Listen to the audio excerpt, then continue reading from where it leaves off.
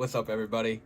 In this video, you're about to see me, Will, and Alex, who are the owners of the YouTube channel PsychonautVisions, go off in a beautiful conversation talking about all sorts of things. We've had many talks in the past in my other collaboration conversation videos. And in this one, we just kind of catch up. We haven't talked in a while. And they just randomly messaged me like, yo, you want to make a video together? So I was like, fuck yeah. And yeah, we talk about what we've been doing in life, how we've been feeling. I talk about my new job.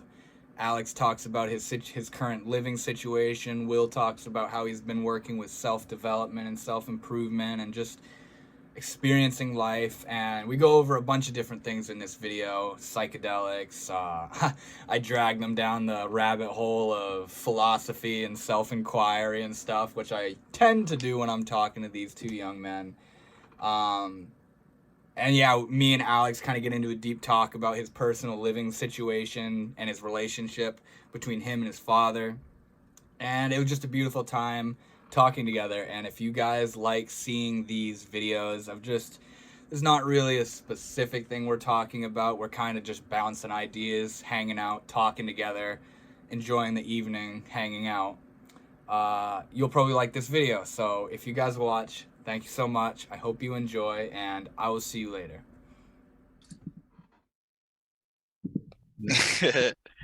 What up, boys? Okay, there we go. My camera look good? Yeah, that's fine. That's fine. Hear me just fine? Yep.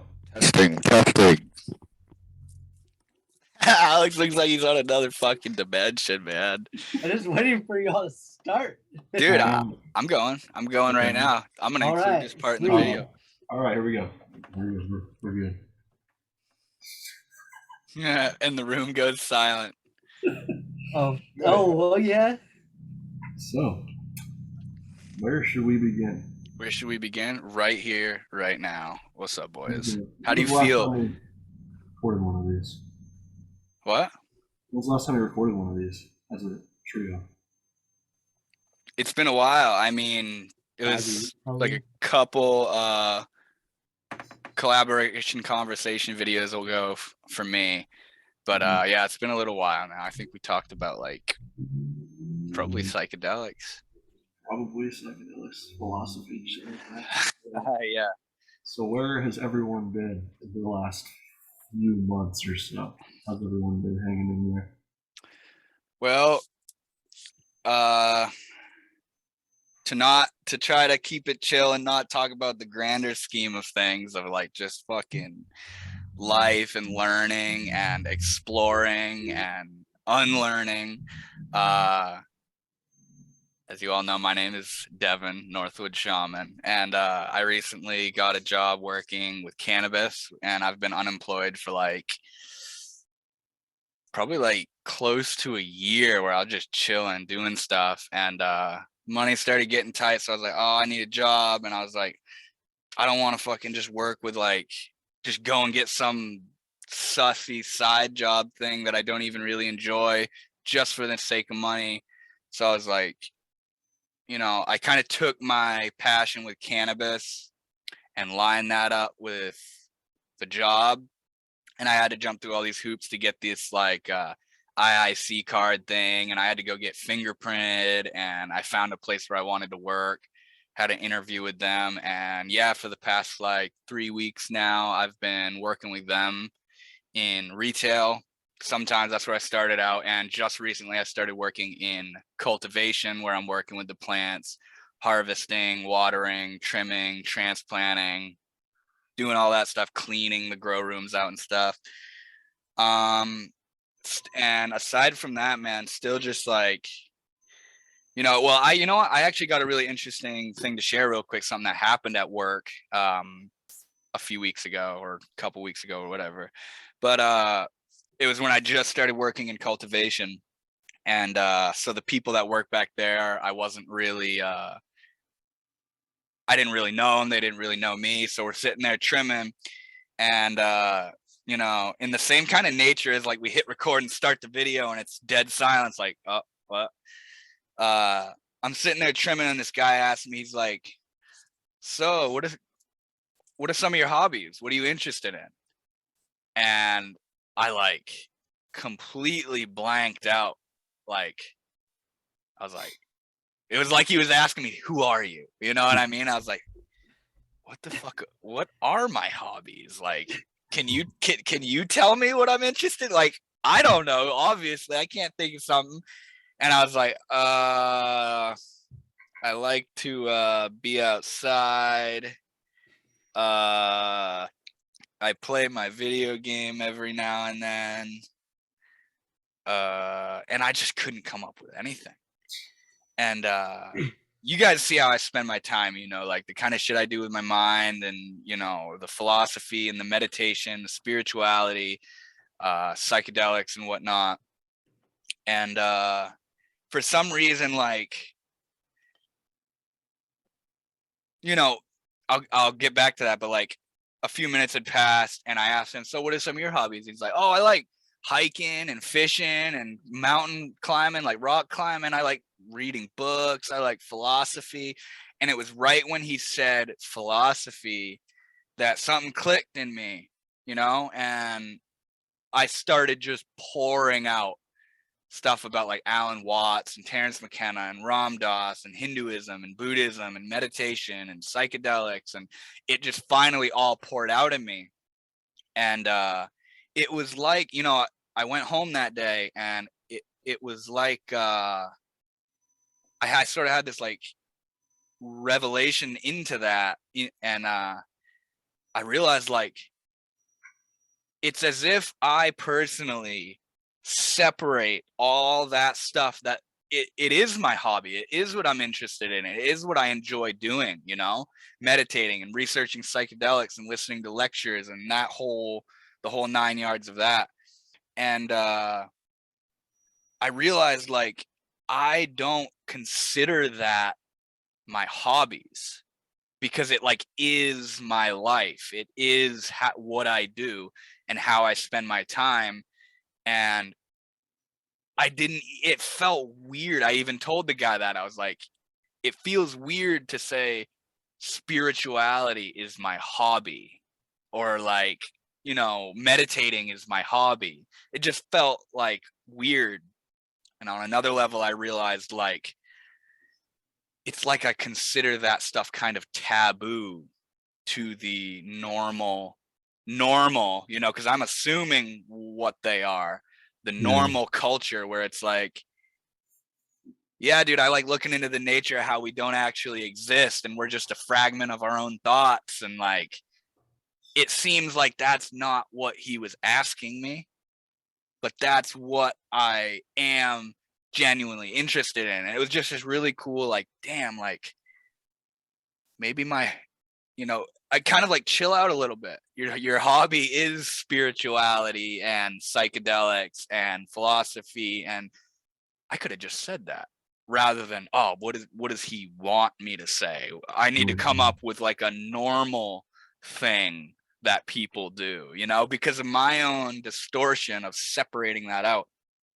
But yeah, that was a interesting thing that happened at work, and also a teaching at the same time, realizing like, wow, like I kind of consider this like, in one level, it's like I separated entirely out of what I'm quote unquote supposed to be doing according to normal society, but it is entirely what I'm doing and what I'm interested in, and who I am is all of these, you know what I mean? And it was just a really interesting little event that took place at work in my first week or two working in cultivation with them.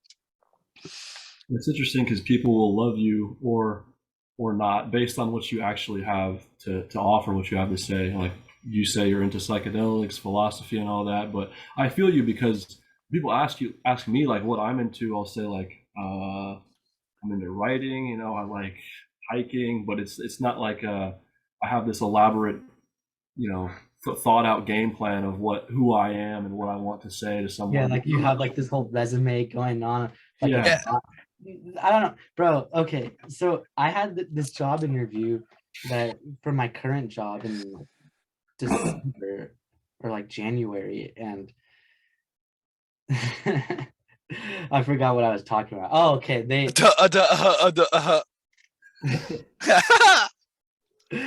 told me, or they asked me, actually, I would say they told me to tell them about myself. Like, oh, tell me about yourself. And just that open-ended question, That's basically how I felt when you I said that. Yeah. I took like a pause for maybe like 2 seconds, but I knew I had to say something after 2 seconds. Otherwise, I would look so stupid there with them on a Zoom call with me, like waiting for me to say something about myself. Oh So my I just started God. talking like I had to like be my own hype man and go out and start talking great about myself. Like, oh, like I'm working on this degree right now. These are my hobbies. This is what I'm passionate about. Because I didn't know what else to say. So I'm like, okay, I'm gonna talk about myself. Dude, that when you get into like philosophy and spirituality and that shit, at least in my case, you never answer that question the same. So tell me something about yourself, or so who are you? You know, usually people just like that guy did that I work with, he just dove right into it. I was like, so what do you do? You know, and he bang, bang, bang, bang, bang. Like he's fucking completely back here and he can just like see, oh, this is what I do. This is how I spend my time. This is what I'm interested in. But like for me, it's literally like he's asking, what is the nature of reality? Like, who are you in truth? And it's like, Who am I? yes, exactly, bro. And it was really funny looking at that. Like, he's not asking that. He's asking how you spend your time and not having to, what should I say? That's the fuck up. Just say it. Just say it. You know what I mean? Like, you know what you do. You know how you spend your time. Somebody asks you, tell me something about yourself. Tell them the first thing that comes to your mind. Tell them what you do. Tell them what you did last week. Tell them, you know what I mean, the video you watched or had the walk you went on, or trying to like compartmentalize who you are is what. And same with like making a video. It's like that's what makes it so weird and so ingenuine is trying. You're trying, you're trying to try to do what's already happening of itself. You're just trying too hard, and it's Yeah. more like your ego is involved than it is anything else. Because when we're talking like we're just buddies and we're not thinking about recording a YouTube video, That's then why you got to start the videos immediately, bro. Not like, Hey guys, PsychonautVisions signing in. like you just like I'll have something I want to make a video about, and I'll start thinking it over. And that's the downfall right there. That if you have something you want to talk about, just fucking start the video and start talking about it as if like, think of it as you're like talking to yourself, or you're just like talking to the trees, or like you're like, just talk like.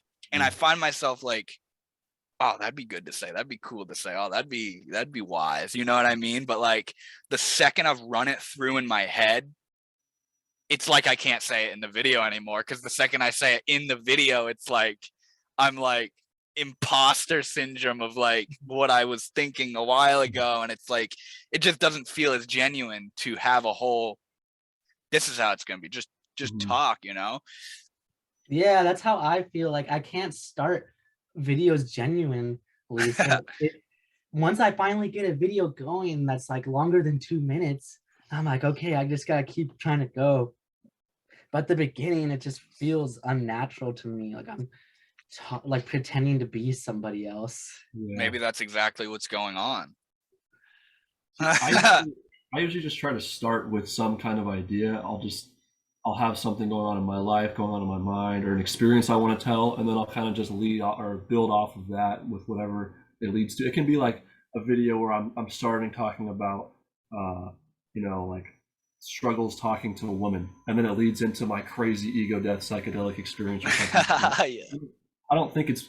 I mean, you can have a video that's particularly about one thing, but I think it's also best to just have it kind of unfiltered and limitless, or any conversation really. It's like you start somewhere, but you don't really have an end goal, a conclusion in mind, or no destination really.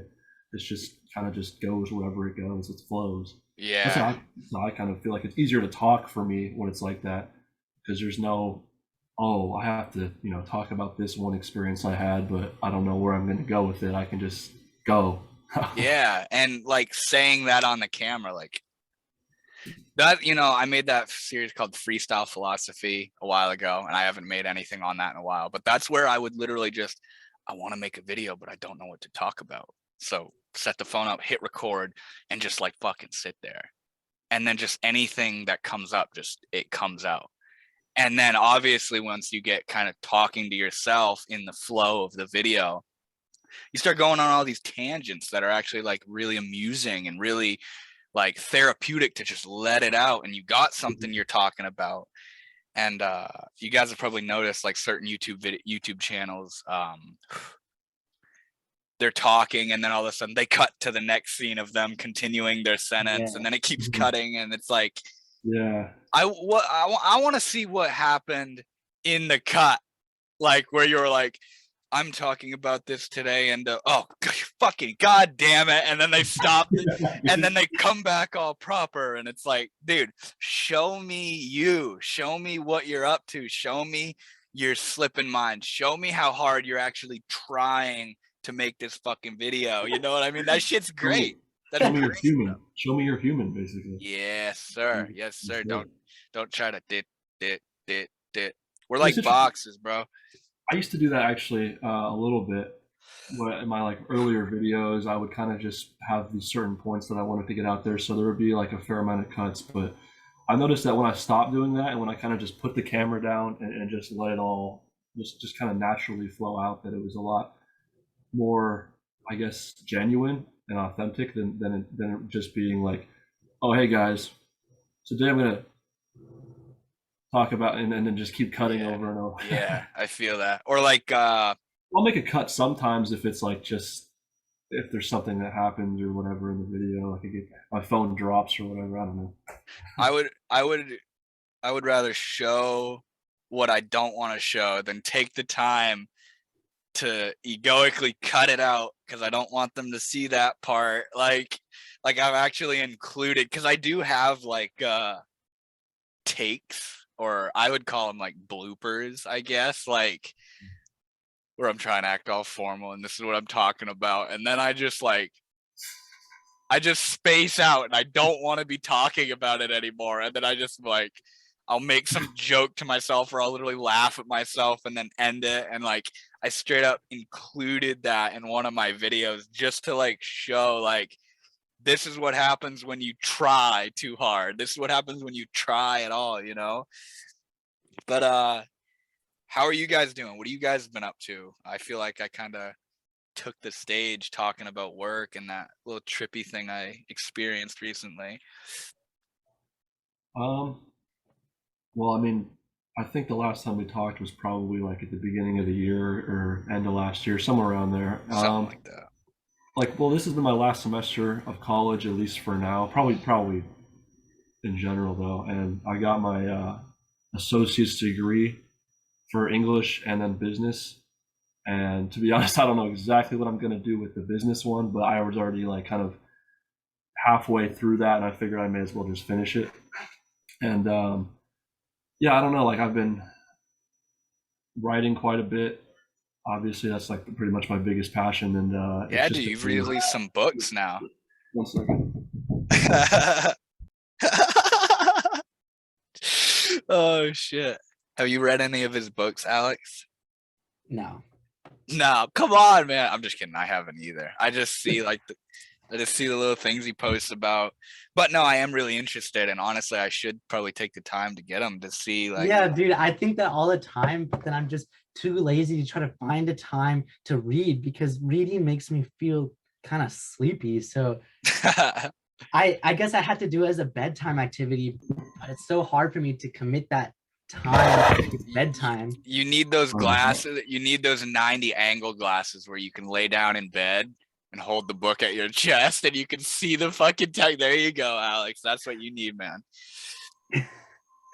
No, Will, I can definitely tell, man, that writing is an outlet for you. And like, I haven't personally gotten any of your books, but that's what we were just talking about, is like, I should probably take the time to do that, because it probably shows a side of you that you can't express on videos, but maybe can't isn't the right word.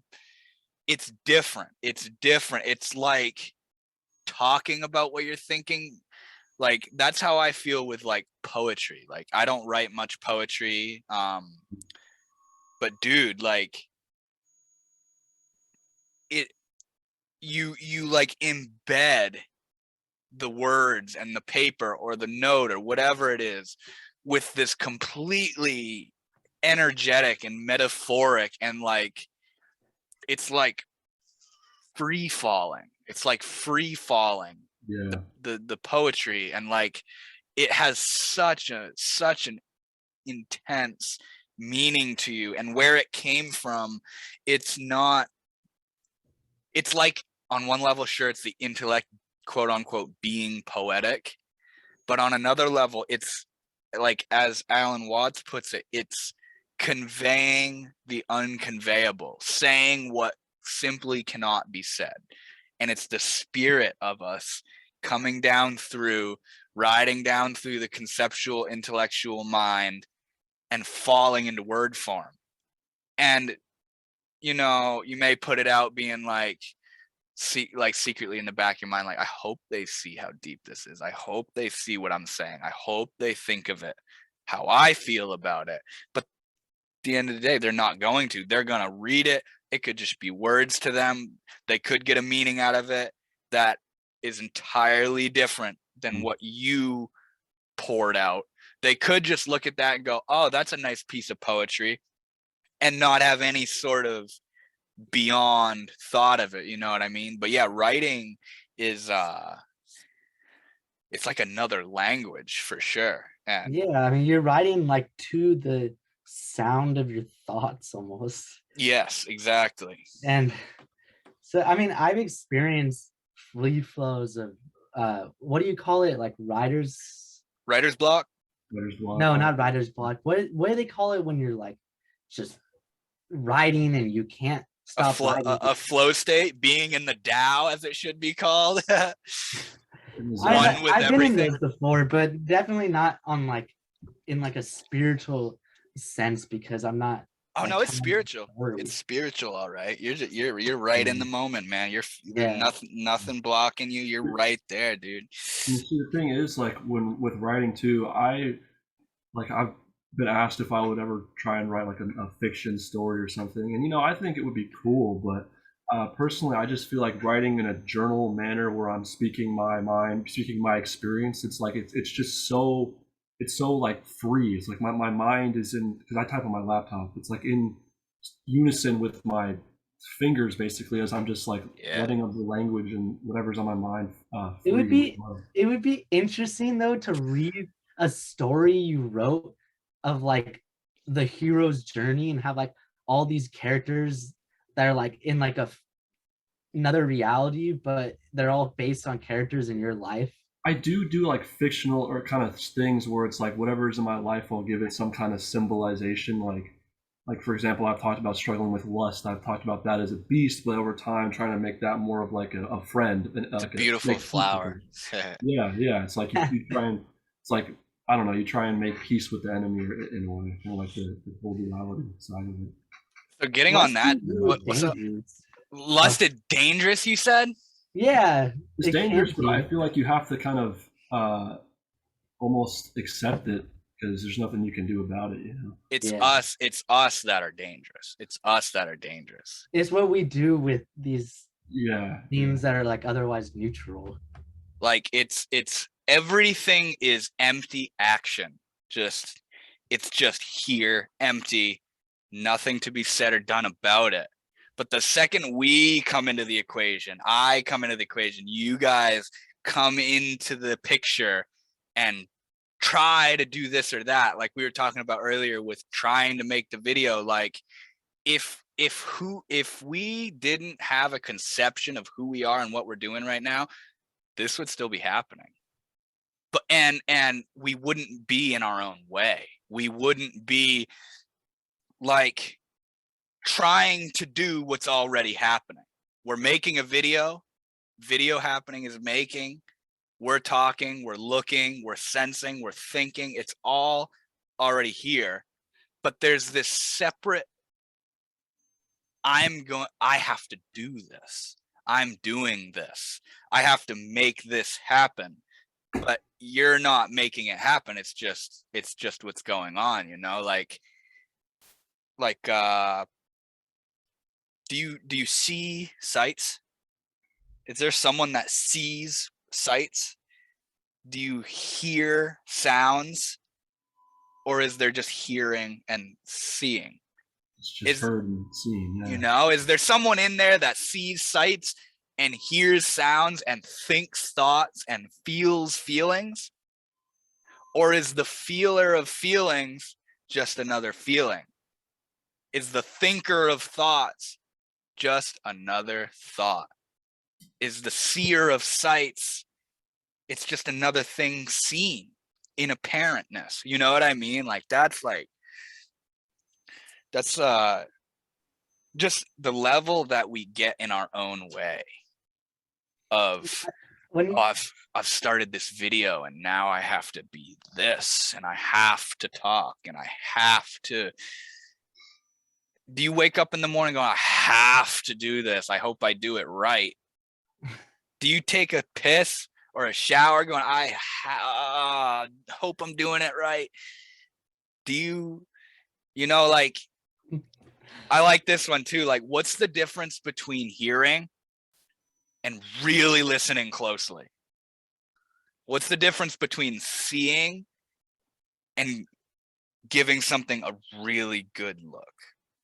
What's the difference? What's the difference between feeling and really feeling those feelings? It's a tension. It's I gotta do what's already happening. I have to be the seer, seeing the sights better. I have to hear clearly, you know, and like at that point you're overthinking it so much towards like you think like I have to, for example, breathe, and then you forget how to breathe and you have to relearn how to breathe and how to blink, especially like here. And it's like such a, you don't understand your own feelings. They just are. It's like you don't understand why you're here. You just are. That's how it seems. Everything just is. Like, you know, it seems like the fundamental questions of reality, the who, what, when, where, why, or how, the reason they're the fundamental questions of reality is because they're unanswerable. And the reason they're unanswerable is because they're a product of the mind. They're not a product of, they're a product of reality in the sense that your mind is here in reality, thinking, why, how, where is this? Who am I? What is this? But the answer to those questions lies in the same place that the question was asked. You know what I mean? You're sitting there like God could literally crack through the seams of existence and tell you everything. And we have the audacity to be like, but why though? Who are you?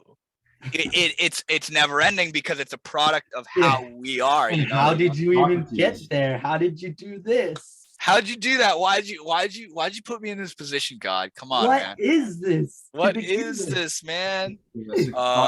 Socrates method. I don't know if you guys have looked into that at all. Socrates?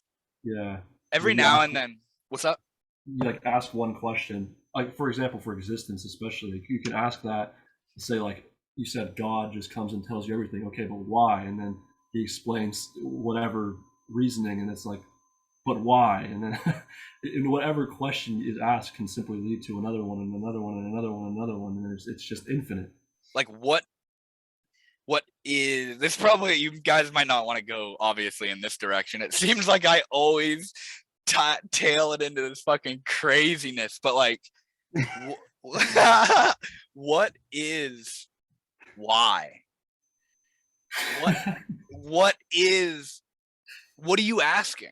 Are you asking for a sequence of thoughts? Dude, that you why are you asking me that? Why are you asking me that question? Exactly, bro. Exactly. I couldn't tell you. I just am. And you know what? If somebody told me that, I wouldn't like that answer. I'd be like, oh yeah, that's pretty intellectual, that's really wise and pretty sounding, but like, why though? You know what I mean? It's so silly, bro. It's so silly. Like, it's just the getting in our own way thing. Yeah, okay, but what is this still? Like, I'm not satisfied. Like, that's really what why is, and how and when and where, and is it, won't it, how will it, when will it? It's just, it comes from dissatisfaction with this moment, you know? It comes out of, I'm not resting in what is. I need more. I need something else. I need somebody to tell me. I need somebody to do it for me, because I can't. You know, that's really all the questioning is. It's fucking, it just reveals you to you to you to you. It's trippy, man. But Alex, yeah, what have you been up to, my man? Oh yeah, I was Oh gonna yeah, that's right. I was gonna relate all this.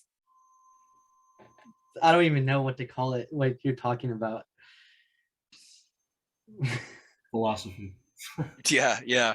10 minutes. Asking I mean, what I never words thought mean. that deep into it, but everything you're saying, I wouldn't say that it's true, because what is true, you know? But I just relate to what you're saying, and I resonate with it. And I'm like, oh wow, like why are all these things happening in my life? Where am I in my life? Who am I really?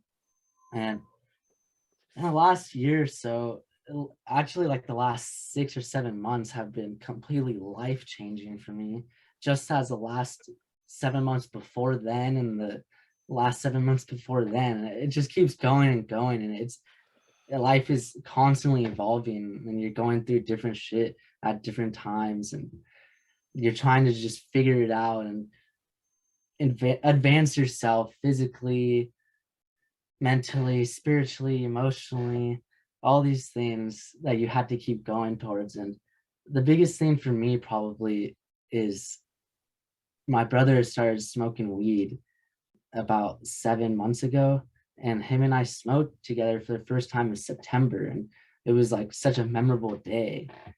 And we've grown so close, and he started like getting into exercising and taking care of himself and everything. And he's like into self-improvement, and he tried doing shrooms a few times. And like shrooms, he didn't have any visuals on either of his trips, but it still, you know, changed him. And Absolutely. and he's taken it farther, and I'm really proud of him. But within that, him and I started talking about our childhood experiences together, and we came to the realization that our dad is narcissistic. That's a good way to label it. Yeah, dude. Yeah. He's a narcissist. And like all the abuse that we had to face from him emotionally. And it was probably worse on him and my mom, probably. I think he kind of gave up on me because I just stopped feeding into it. But he definitely manipulated everybody. And there's so many crazy things that have happened since then. But we basically cut him off. Yeah. Because it's like, dude, like we thought he was a good man because of the way he would like pretend on like an outside level, a superficial level, the way he would pretend to neighbors or people like walking on the street, just waving, with walking his dog all casually with a smile on his face, and then turning back to come inside the house with closed doors and like yelling at one of us or blaming us for something, like, or gaslighting us. And I don't know, man. I came to a lot of these realizations about his verbal abuse and how it affected me mentally a couple of years ago, when like right before I did my solo trip of shrooms. I feel like I had to clear my conscience before I went out to trip alone. So I wrote him a letter, and I'm not 100% sure to this day if he ever read that letter. Do you want to know if he read it or not? I honestly don't care enough to know, because how would I even know if what he says is the truth anyways? Yeah, man. I mean, as I don't know what you wrote in that letter, but as much as you want to take you as you are, Alex, and show it to him, you can't do that. No. You can't write a letter. You can't write a song. You can't look him into the depths of his eyes in silence. You can't take how you feel and condense it and distill it down into quote unquote just the right words to show him, to shed light. And I mean, maybe something you're to say, whether it be in the past and it's just a matter of time until he, you know, contemplates on it and it sinks in, or something an event you two will have together where you share something with him and something just clicks. Oh no, nothing's ever gonna happen like that. How do you know that though? Because I know he's never gonna change. He's been like this, his behavioral patterns, for as long as I can remember. I've confided in several family members. He's been exactly the same as far back before I've known him.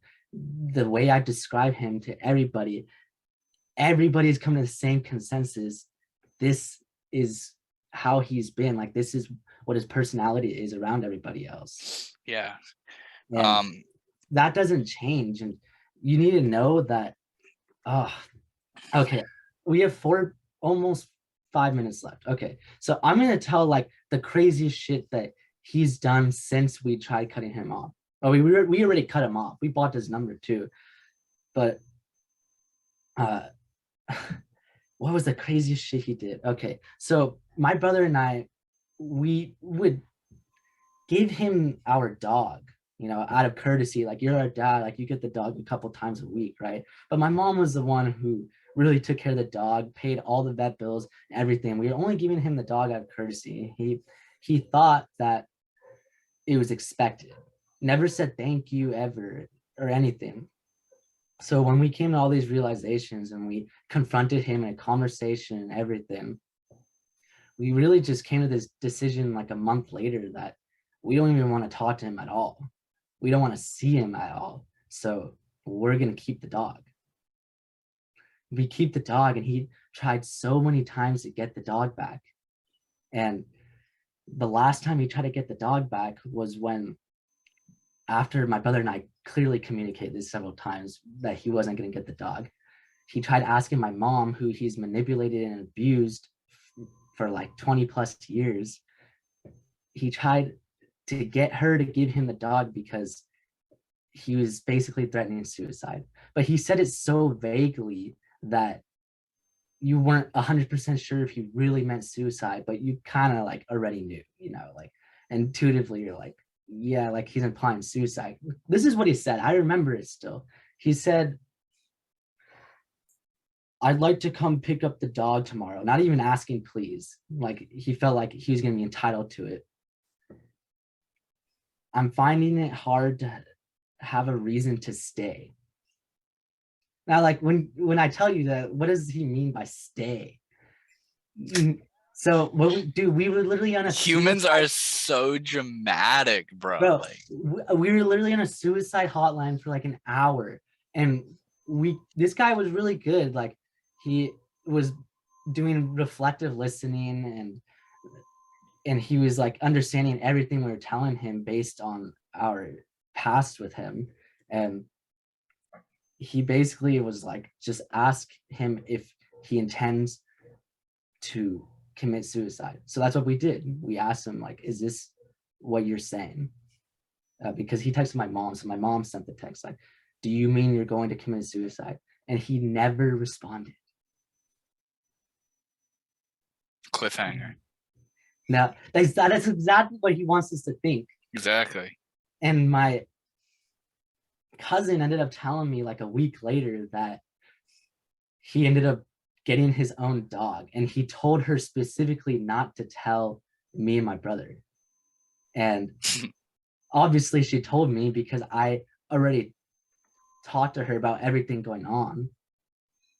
So she was like, yeah, there's something mentally wrong with him. This is how he's always been. Like, I didn't know it was that bad. like why would she keep that information within her, right?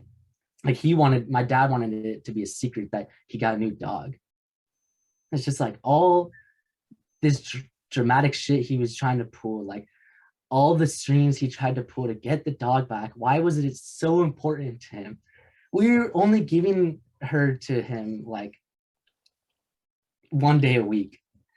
Like still, yeah. Yeah. Like after we confronted him originally, we only gave him the dog twice after that in like a month, twice in a month. And then we ended up just telling him like, we're going to keep the dog. It's like, we don't want to see you. He tried so hard. I don't know. We have less than a minute, but yeah, that's the biggest thing that's happened in my life recently. I want to ask you a question, Alex. Before this ends, and we'll start another one in the time you can think about it. But do you think you told him, blocked him, and told him you don't want to talk to him, and said stay away? It seems like stay away. I don't want to talk to you. But do you think just maybe it's because you do want the connection? Recording in progress. Go. All right. Let me are you guys all good? Yeah. Yep. All right, let me kind of rephrase what I was asking, because at first it seems kind of like no, obviously not. But what I'm saying is, I mean, and remember, this is just my perspective. You kept the dog from him, you moved out, you wrote the letter. And hold on. I live with my mom, bro.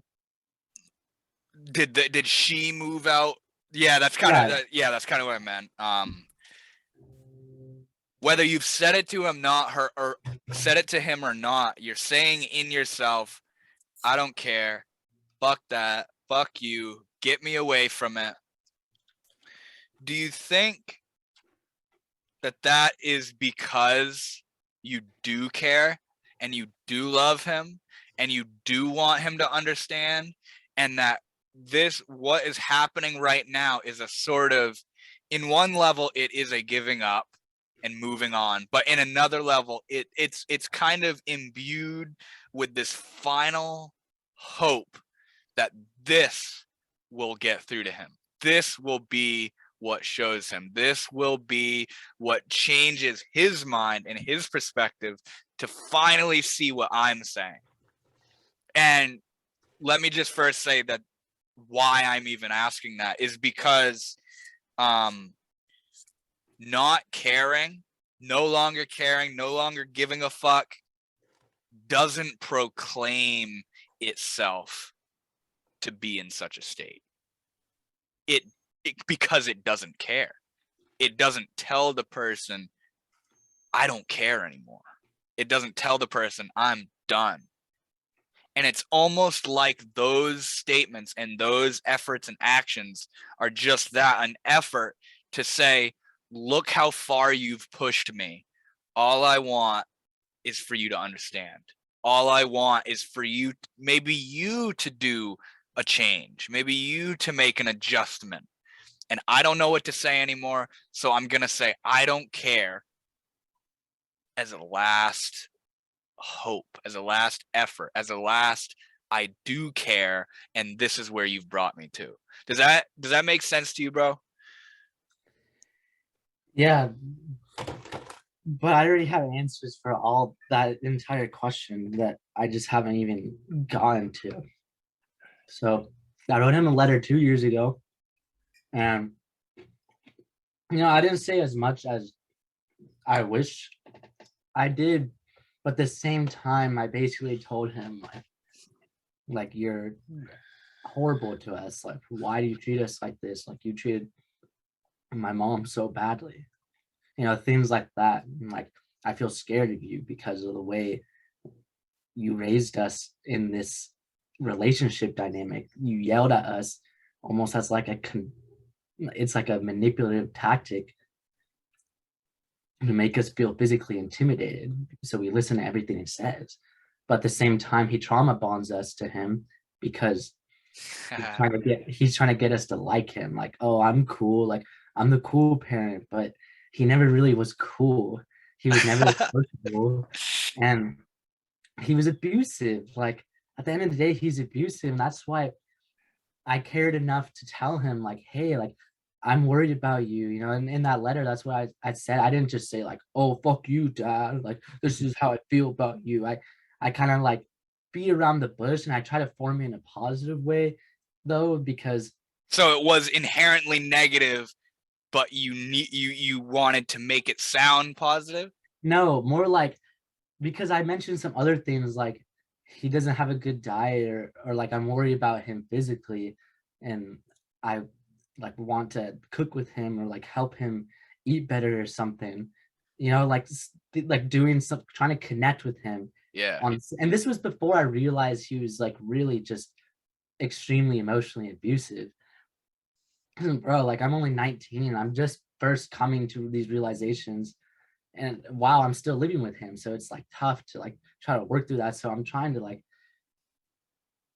get to know him more and do this shit. And we go on a walk because I've been trying to plan a walk with him forever since writing him that letter, and he just kept being so avoidant. You'd think if he actually read the letter, like he probably didn't even want to read it, to be honest. He was just being unreasonable. Like I don't know.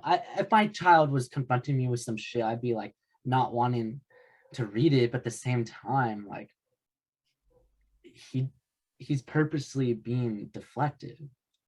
He's purposely not wanting to hear what I'm gonna say because he knows there's something in that letter. That's the whole reason why I'm writing him a letter.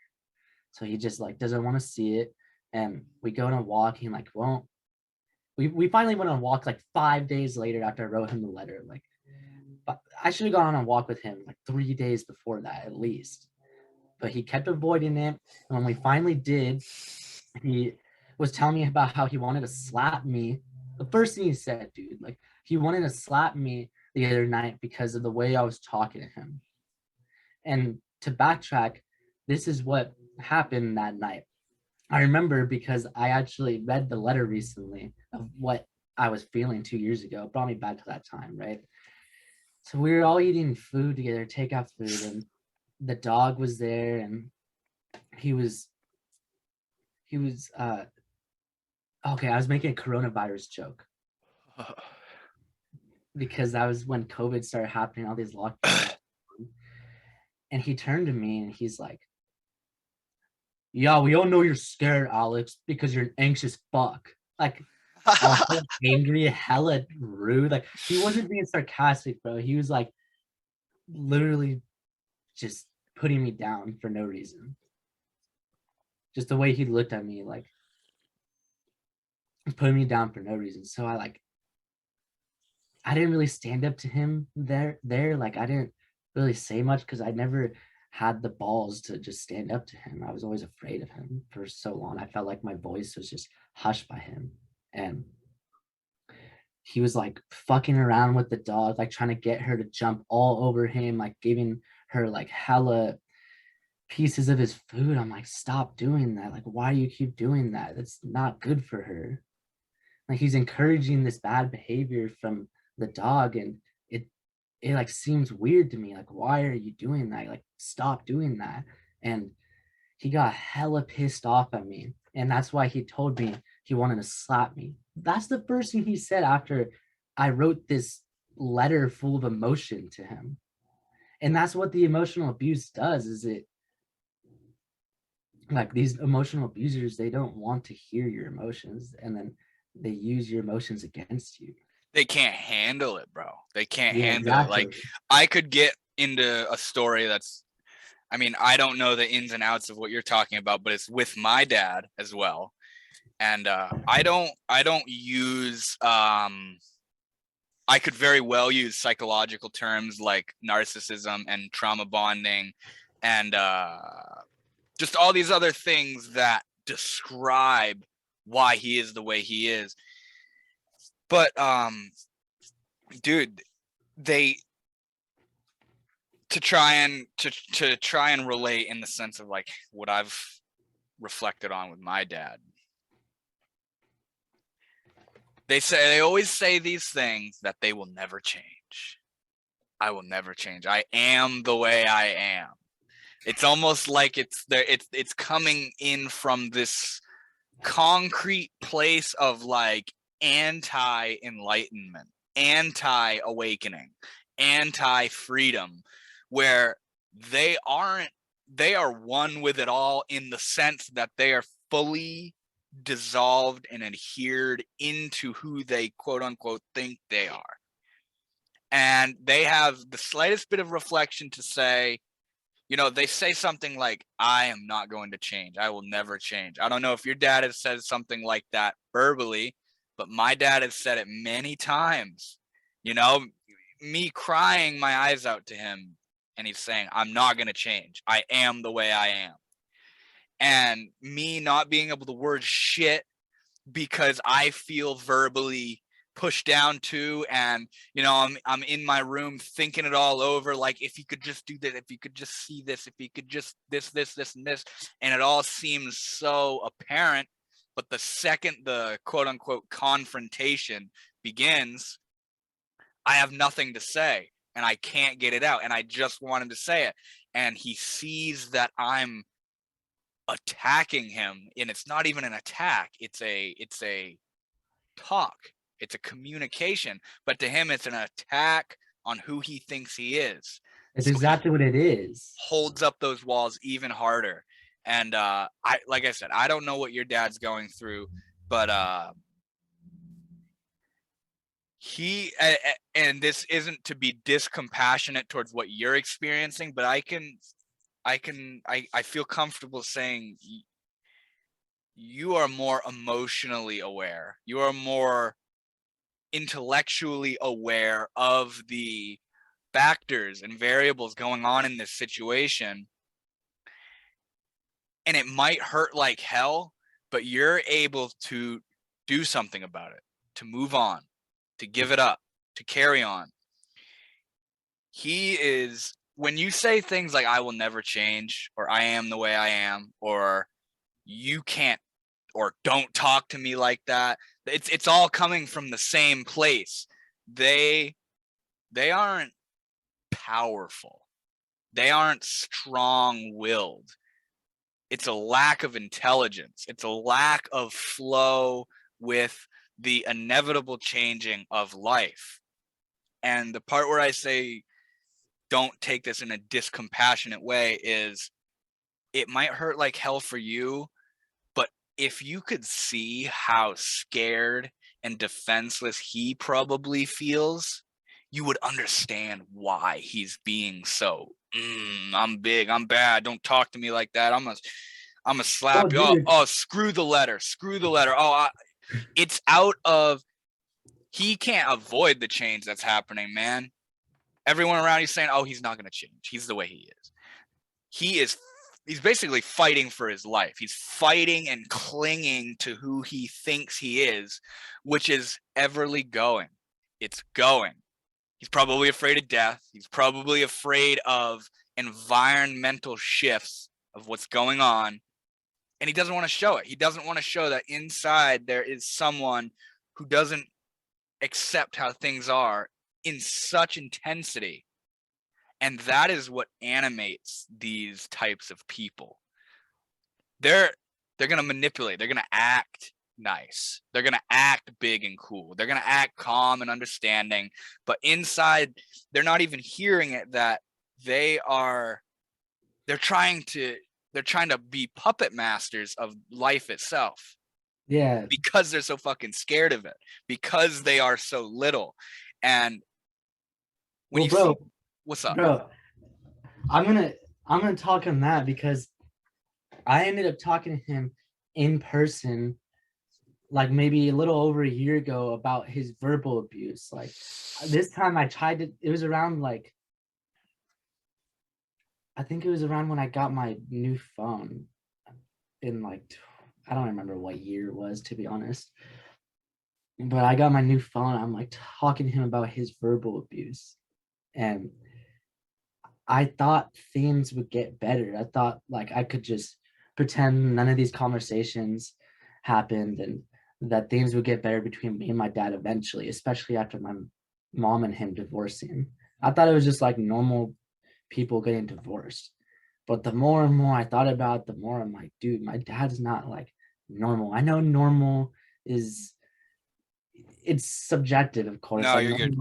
there's no normal, but he's just not like, he's just, there's something mentally wrong with him, bro. Like you don't, no person wants to just like, I don't even know, man. No, I see, don't know that's what you. it That's is. you trying to put yourself in him, and you can't, because you're you and he's him, and he's thinking probably, why is my son like this? Why is my wife like this? Why do they gotta be like this?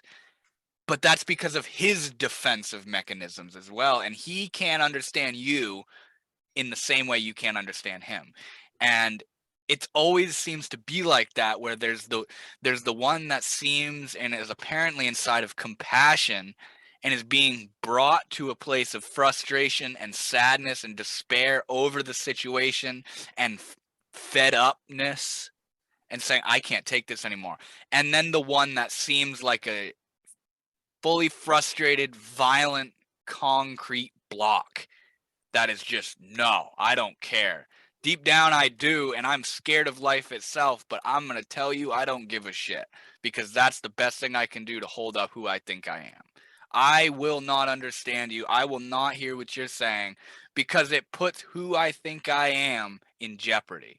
It puts my persona in risk of changing. And that's what they're afraid of, is the change, you know?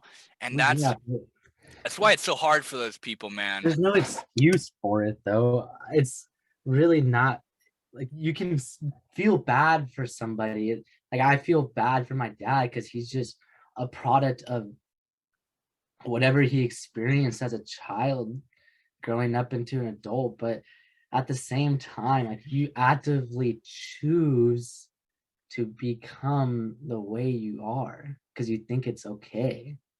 Do you think so? You think there's someone inside that's choosing how they are? I mean, there's so many fucking levels to it, bro. There's so many levels to it.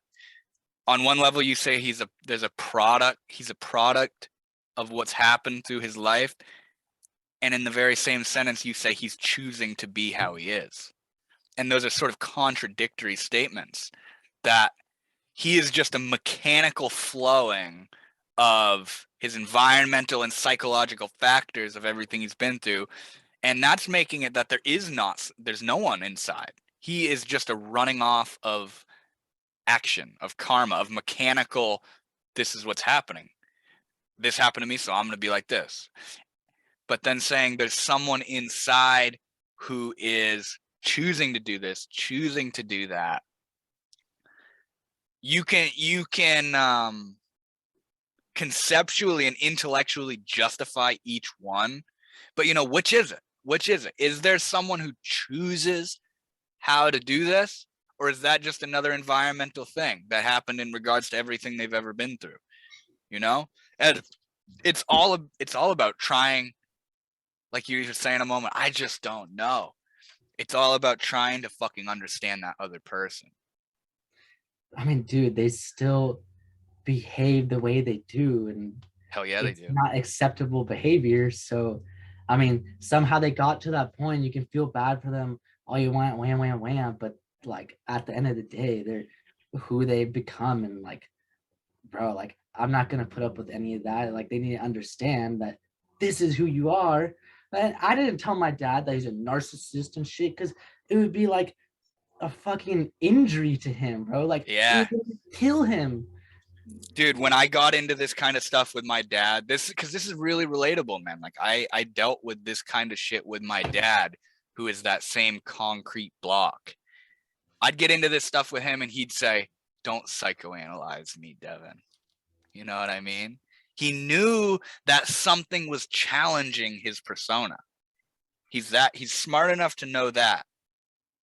But he's not smart enough and willing and open and receptive enough to consider maybe the way I am isn't the most beneficial and easygoing as it could be, not only for others but for me, you know? And those kind of people, it may seem like, and dude, this is me trying to understand him and your dad as well, but like, that is the easiest way for them. It's not easy for you. It's not easy for me looking out and experiencing it. But for them, just like you feel how you are someone right now, he's just like that, with a whole different set of what's happening and what he's experienced and his beliefs and feelings and pent up energies that have been in him for years and years, and fears and sadnesses and resentment and depressions that he's masking. This is the easiest way. That's his last straw, is to try and hold on to this big, strong person that he thinks he is. That I'm not going to change. This is how I am. You know what I mean? You can't do anything to me. That's a defense mechanism out of suffering, man, out of weakness and out of sadness. And like, I'm not trying to, I'm not justifying, and I'm not coddling to him. And I'm not saying, come on, dude, you're like, see his side of the story. But like, we're all sort of in the same position. And we're just all handling it differently. And the ways in which, that's kind of like what psychology is about, is looking out and saying, how is he handling it? How is he handling it? How do I handle it? Usually the psychologists don't look into their self and their own psychology. They look out at everybody else as like all these flipping domino effects of, oh, so he's that kind of person, and that must have been from trauma, and that's that kind of person. He's obsessed with like sexuality stuff, and this kind of person's a narcissist, and we're all dealing really with the same thing, and we're all just going about it in this very peculiar and broad spectrum of ways. And like, I don't know, life is really complicated. Life is really far out. We make it complicated, and we make it far out to the degree that we have to tell people, I don't care about you anymore, or we have to leave and not associate ourselves with people anymore. I never even answered that original question. Well, you kind of did, man. You kind of did, like, partially, but before you do that, I kind of want to throw some in there because I've been more of a listener in this conversation. Yeah. I haven't really had experience like you guys, so it's hard for me to really throw a whole lot out there. But I do understand what you guys are saying, and I can empathize in a sense. For me personally, though, I would say with my dad, I'm gonna be honest. I'm a little bit more emotionally unavailable. I'm very closed off. I'm private towards a lot of people in my life. It's just hard sometimes for me to emotionally open up, especially towards my parents. I've been that way like the last like 10, 15 years, ever since I started developing real emotions and whatnot. But at the same time, I think from the father's perspective, one of the worst things that you could do with your son, especially as they get older, is kind of develop that ego and not try and or basically essentially hold on to that power dynamic, accept that your child is becoming his own man, and understand that he's going to have his own way of life. He's going to have his own perspective, his own being, right? That it wants to shine in some kind of capacity. And I feel like as a father, a lot of dads, and I'm not saying every one of them, but a lot of them can be very controlling over their son. And it's something as a son almost that you have to try and overcome. And if the father can't accept that, if the father, if your son is literally trying to pour his emotions out, or kind of confront his father for what they've done, how they've acted and stuff like that, and he can't see that, I mean, at that point, I feel like there is a right as the son to kind of move on a little bit and accept your basically freedom. I think because you deserve that at a certain point, for sure.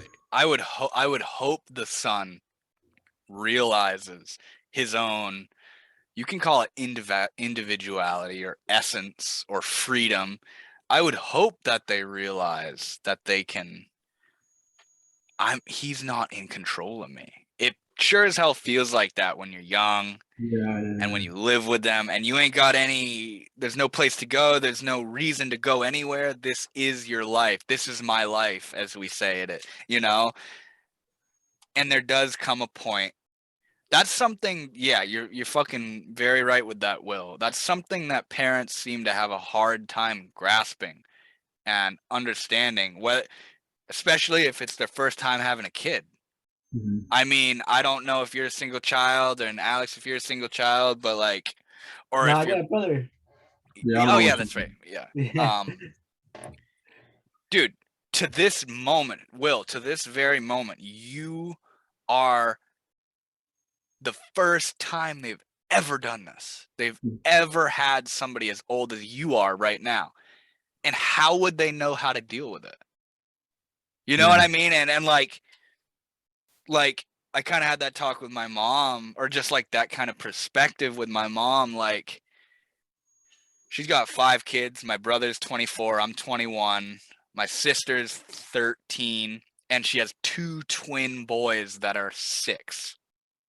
And she's talking about all these 6-year-olds and this 13-year-old. I know how to deal with them because I had you 2 boys, and you guys are older now. And suddenly it dawned, because she's right. She's able to kind of feel out what she went through with us when we were that age, and sees the patterns kind of showing up in my sister and the 2 twin boys. But it suddenly dawned on me, like, Mom, like, me and Keegan, my brother, I was like, we're not done. Like, this is your first time ever having a 24 and 21-year-old kid, and you have no experience with that. You know what I mean? And like, that's her first time ever experiencing for a few years now, as we've developed, realizing, wow, like, and this is just me imagining how it would be, because I don't have a kid, but like, I don't have full control over them. I don't have to guide everything they do, because they become their own person. And no matter what I've taught them and conveyed to them, they go off in these own fluttering ways, and they go off in this big beautiful way, and they can be so different than each other, and they can like be nothing like me. And it's almost like the idea of like the bird leaving the nest, or like the child suddenly realizing it's different than its mom, it's different than its parents, it's its own person. And like that shit kind of starts like really young. And once the intellect kind of pools in a little bit, you get the rebellious teenager that's like, oh, this is what you think I should do? Well, I want to go and do this. And then as you get older, you start reflecting, and they talk about, once you're older, once you're an adult, you'll see, okay, I see what my mom was saying. I see what my dad was saying. I see how I was being that rebellious little teenager and stuff. And but no, parenting, and I mean, everyone here is the child of someone, and realizing individuality and separation and freedom, or continuing to live in, like you were talking about, Alex, being a product, as if they're not even there. They're just a product, like something that was built of everything that's ever happened to them. And how you look out at all these people, maybe younger, maybe a little older, and you can see they are literally just doing what their parents want them to. And like, where their individuality is in that is that they feel proud, and they feel drawn and driven to fulfilling and living up to what their parents wanted them to do. And they have their own reflections, and they have their own, contemplations, but they may be scared to be different than their family or their parents, because they would let them down, because they would let the family tradition down, or they would, like, I don't know, like the biggest thing I see with that is like college, being good in school, getting a good paying job, if they're religious, following that religion, if they're into, you know what I mean? Kind of like being a shadow of the person. What they were, yeah. Yes, exactly. Living your life for somebody else completely when you're a child. I mean, that's the thing that I think over time you realize is that you are your own person, or that you can be your own person at the very least.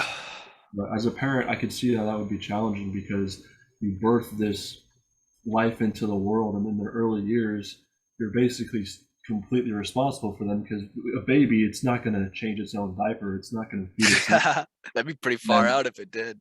Yeah, and then over time, they become a kid, so they can walk on their own. They can, at school, they can go to class on their own, but they can't.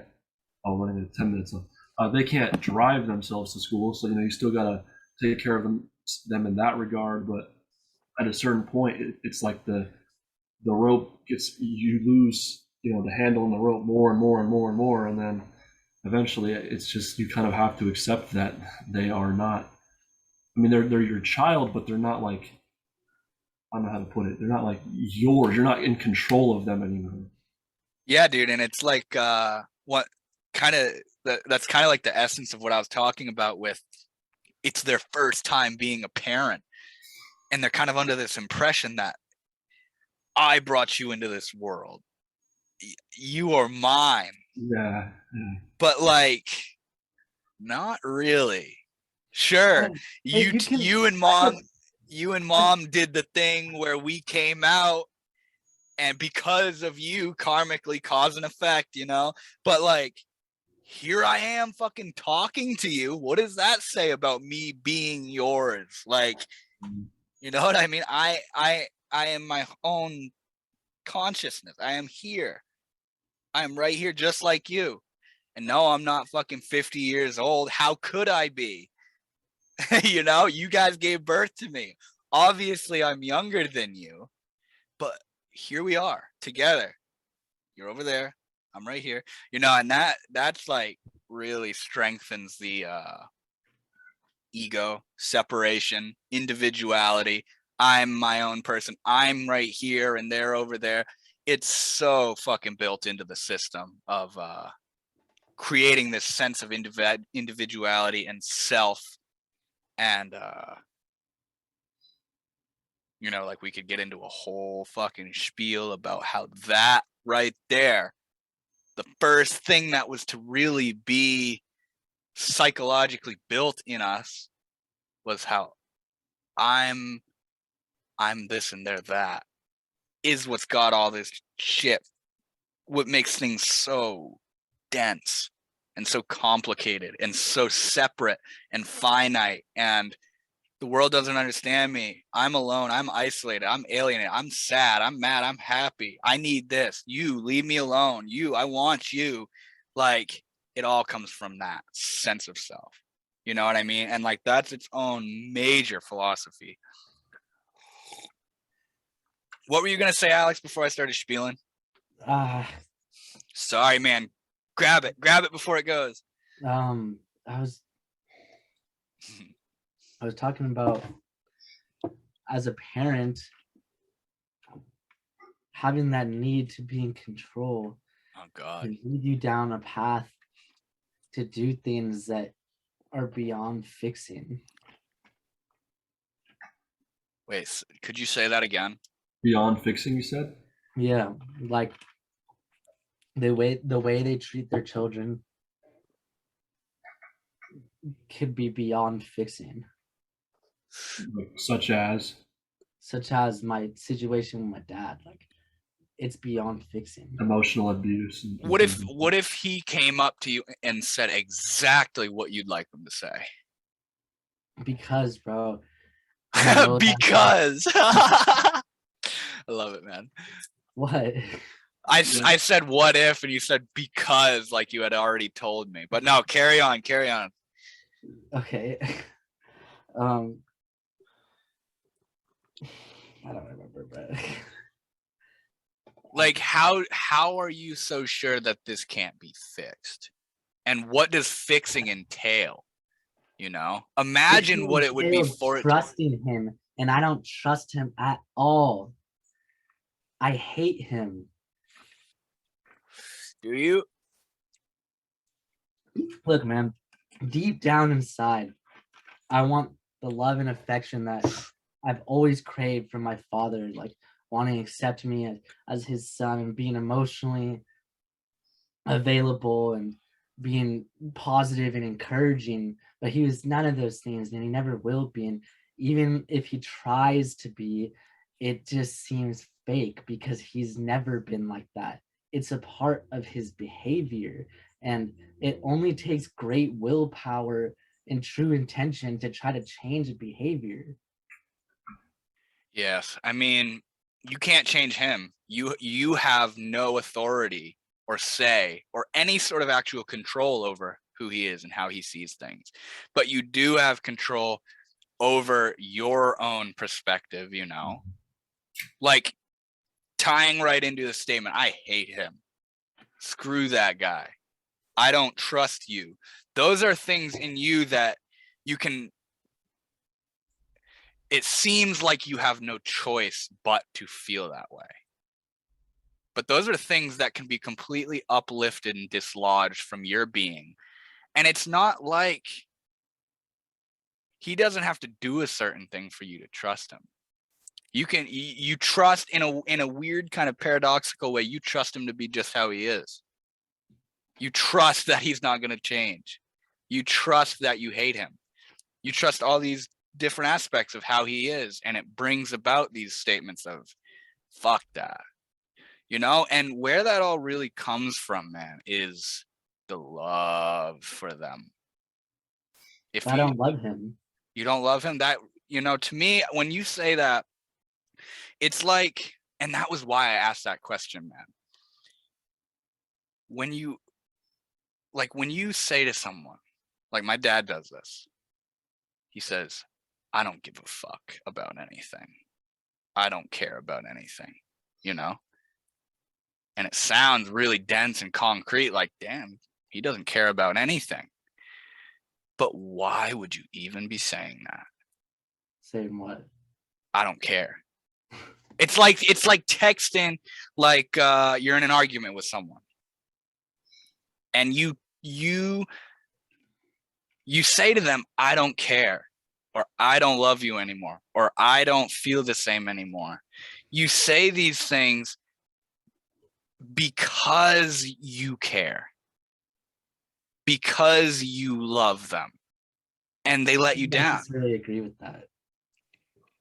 You wouldn't, okay, yeah, I mean, I guess it's just a different cycling of how things are, you know what I mean? But like, it's the idea that like, you don't have to proclaim yourself, and the only reason you do proclaim yourself is out of a distrust in your own self that you even feel that way.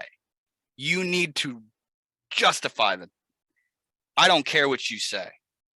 If you didn't care what they say, you wouldn't have anything to say about it, you know? You wouldn't bat a single eye. It would be like walking out into the forest. You don't care about the trees, man. Like, that is not caring. You don't look at the trees and say, I don't care about you.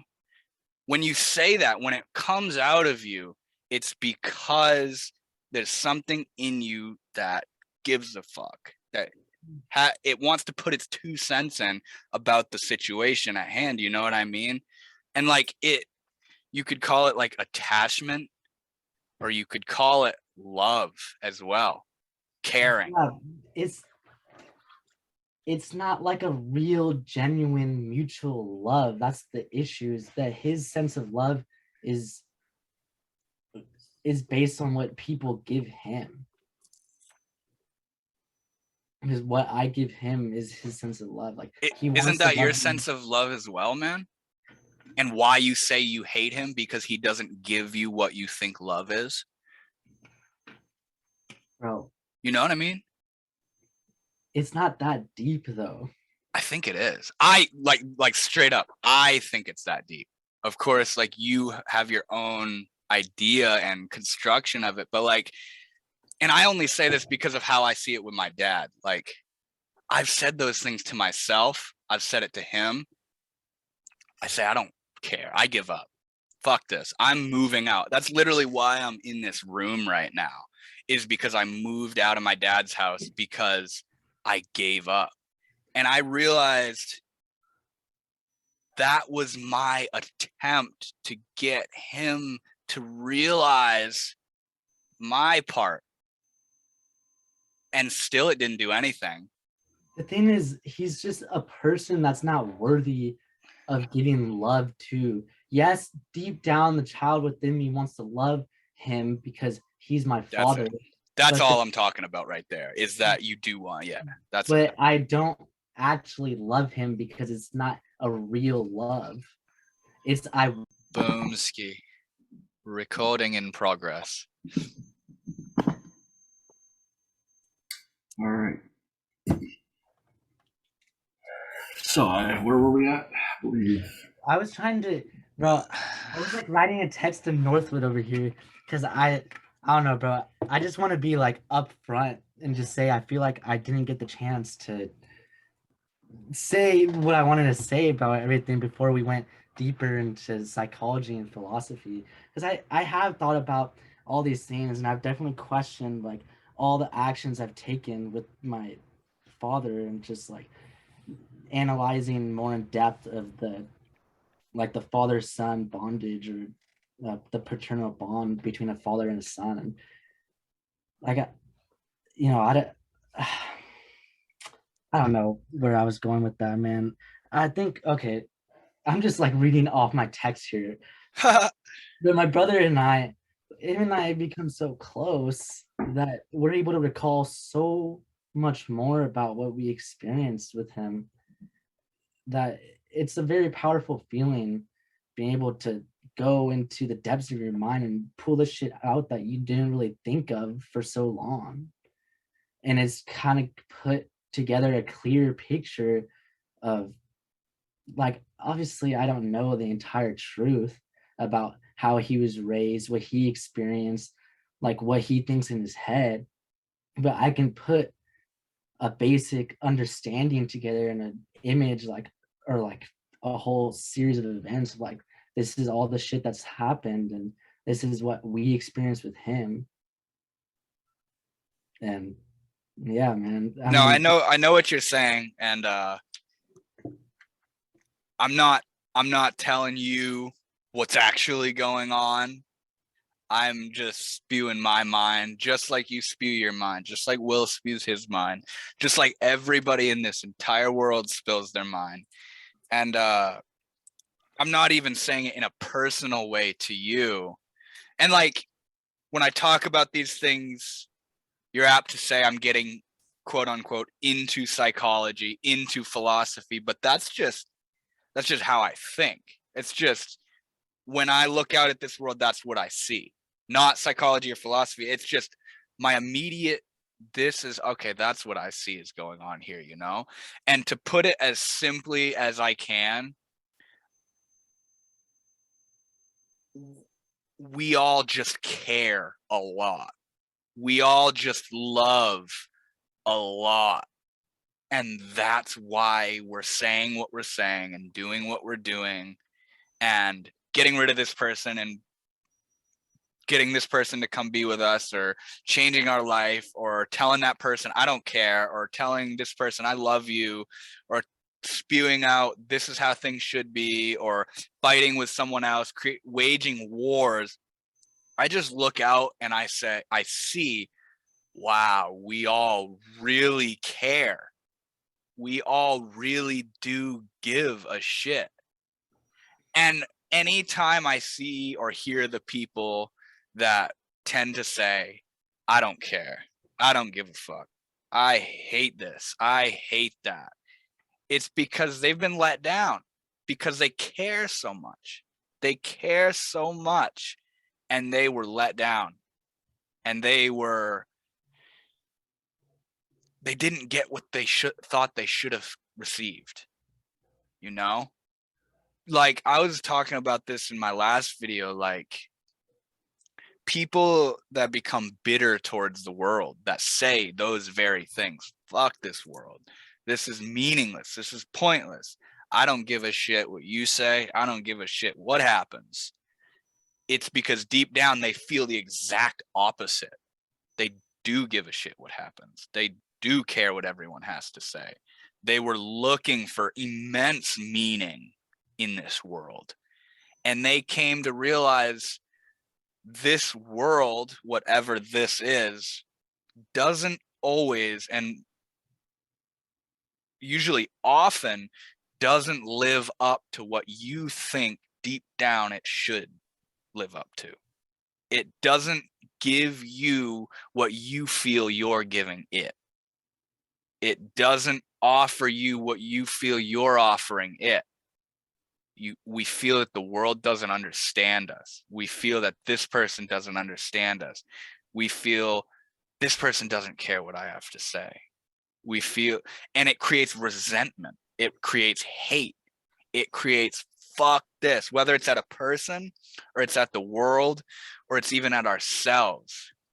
It's like I said, simply put, I look out and I see it's because we care so much. We love very deeply, to the point we take this whole thing so personally and seriously, and we expect and we want from this world. That's really easy to see, that we want something from this world. And after years of wanting something and not getting it, or months, or just however long, the time really doesn't matter, and not being reciprocated that love, we say, you know what, fuck you. And that roots entirely, it stems entirely out of the fact that we loved, but it also stems out of a misunderstanding of love. That love isn't, love just goes. Love is just here. It's what we are. It's what we're doing is love. And love isn't a intellectual program between this and that. If it is, this is going to feel left out from that. And it's going to feel like that didn't live up to what it should have. That's a concept of love. That's what we think love is. But right behind that is love. It's just there. It's just there. And that's why, personally, working with feelings of hate and resentment and sadness and what the fuck's the point of all this? Why am I even here? What is the point if it just is gonna grind me under in the long run? What is the point if nothing is going to be as good as I am? You know what I mean? Like, working with those things, realizing that love isn't like in a human relational sense, we make it out to be this, like, this is how it is. This is how love is. But love is just, I don't know how to describe it, I guess. It's like, it's before the concept of it. That's why I can't describe it. It's kind of all in a way. Yeah, it's just, like, it's why I named my video, my most recent video, In a World Full of Deceit, which you guys probably know what that means. That's misrepresenting the truth. It's lying. In a world that seems completely full of lies, and I guess in a more frank term, bullshit, be loving to yourself and to others, and tell the truth. Be honest to yourself. Look in and see the roots of why you feel the way you do towards situations, and why you feel the way you do towards people. And that doesn't mean go around and tell everybody the truth and tell everybody what you think. But it means if somebody asks you why you feel the way you do, think about it for a second. And usually it comes deep, deep, deep down. And that's not just psychology and philosophy. These things aren't just classifications of how we live. We look in and we see, I love, I am here, I care. And because of that, we take things so seriously, so personally, that we create things like hate and war, and we create enemies, and we create sides, and we make friends and get rid of people that don't live up to our expectation. It's such a huge trip, man. And I just love sharing it, like talking about it with each other, you know, like I love the idea of just bouncing ideas, you know what I mean? Like, and not finding a conclusion, because there isn't a conclusion. It's always a pouring, like, it's kind of the same thing with psychedelics. Like people that are like, I got what I needed from psychedelics. I finished. I'm done. You know, like in my experience, that's not how psychedelics work. You know, and even I would even argue with what Alan Watts says, his quote of, once you've gotten the message, hang up the phone. He's almost saying that, like, yeah, once the person said what they say, hang it up and never talk to him again. It's kind of the vibe that comes out of that statement. And I see it as like a conversation. It's a communication between you and the psychedelic, or you and the world, or us right now. There's not a point we're trying to get to. We're just here as life, talking, sharing. And there's not something we're trying to extract out of it. At least like for me, like there's not like a point or an essence or a reason or a meaning. And after this conversation, I'm not just going to put down the phone and never talk again because I got out of this conversation what I was looking for.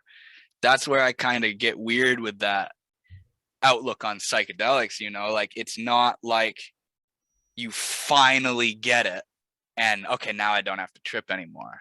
No, it's like a dialogue. It's like calling them back and seeing what they have to say this time and seeing how they feel. It's like this right now, like seeing where you guys are at, how you're feeling, and how it's always this different pattern. It's always going to be this different pattern, you know? And your dad talking about how he's not changing, that's just, once again, it's just what I see looking out. That's just not true.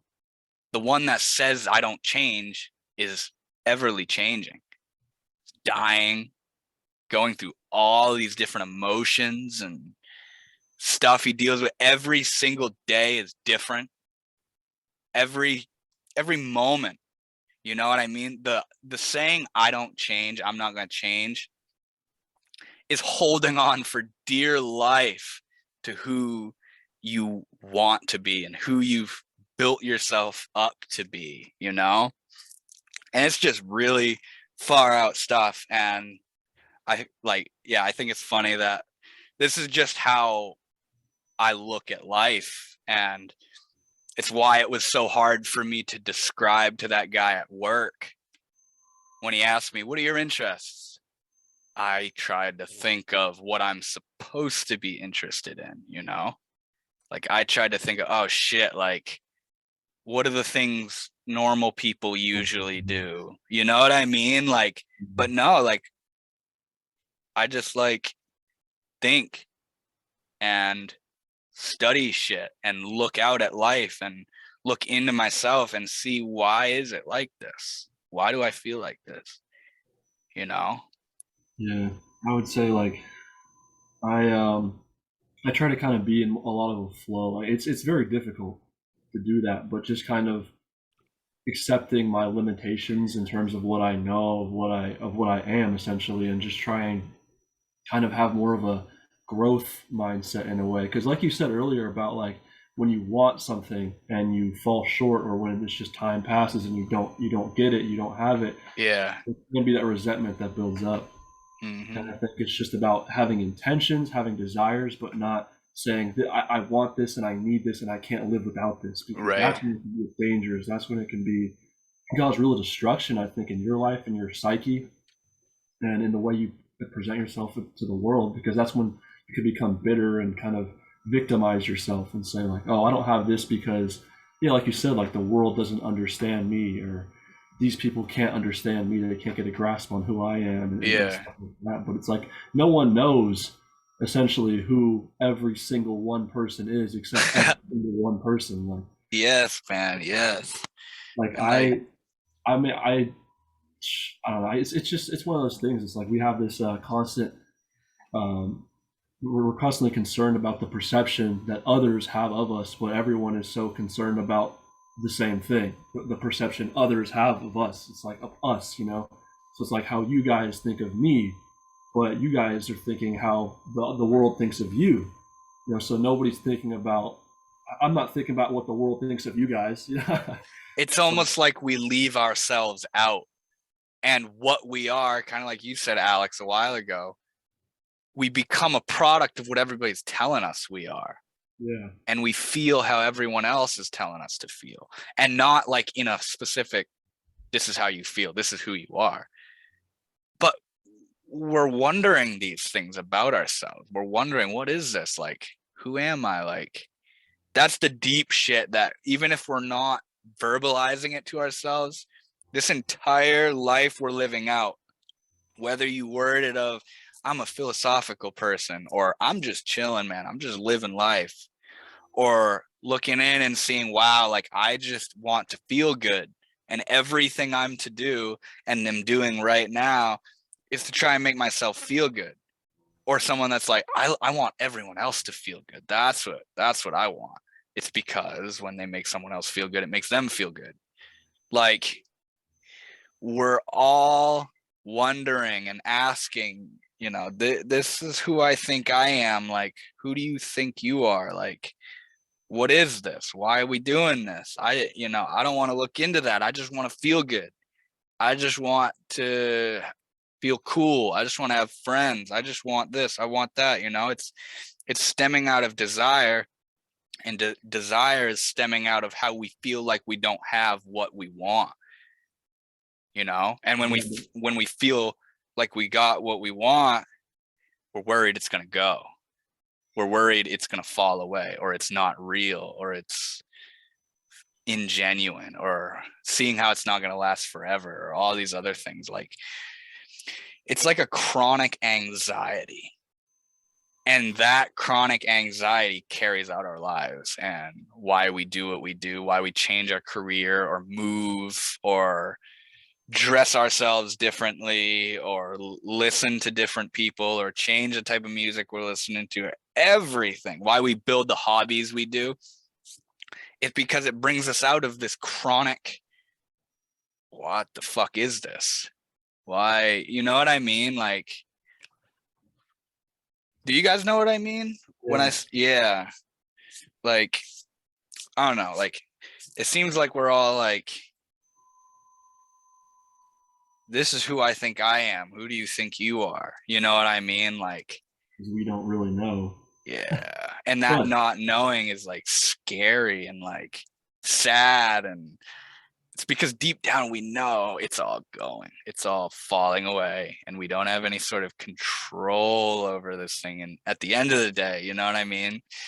It just seems like forms of escapism that we use to bring ourselves somewhere else other than the thought chain of what are we, who are we, why is everything here in place in this order. Yeah, and like, what are we escaping? Because you're right, it's escapism. And what is it that we're running from? Not even the thoughts, because the thoughts are stemming out of a feeling. What is it that makes us think like that? What is it that makes us do something to get away from that? What is that? It's that question exactly. What is that? What is this? What is Right. all of this? And that's facts, man. The Alan Watts theory, you know, you already have it. That's kind of the, like if you're like, say, in your room, for example, just sitting there, you know, most of the time we'll be on our phone or doing something, but if you're just sitting there alone with your thoughts, you're bound to go on some kind of spiral eventually of just madness and like thinking about why you're here, you know, how you got here, and what's basically just questioning everything. And it kind of brings it back down to a simplistic state of mind when you can really just observe your life just from a bird's eye view and saying, okay, I have parents, I have friends, I have a house, I have a phone, I have life. You know, and I think that's essentially what Alan Watts is saying in his theory of like you already have it. It's just like you have everything you need, like everything that you want, everything you need. It's all within. All these feelings of the love, the peace, and all that stuff. Trying to go chase it and discover it. It's all here.